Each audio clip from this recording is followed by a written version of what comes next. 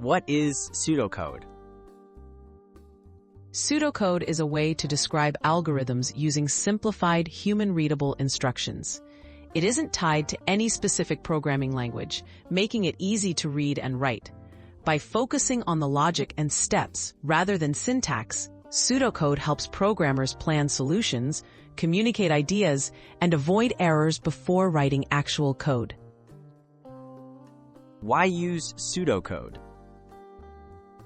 Using pseudocode lets you organize your thoughts and outline the flow of a program. It's especially helpful for complex problems because it breaks down tasks into small, manageable steps. Pseudocode also makes it easier to explain ideas to teammates, teachers, or people who might not be familiar with coding languages. Basic structure of pseudocode. While there's no strict format, pseudocode usually uses clear, plain English phrases like if, else, for, or while. Indentation shows which steps happen together or inside loops. This makes it easy to see the logic, decisions, and repetitions within an algorithm without worrying about technical details.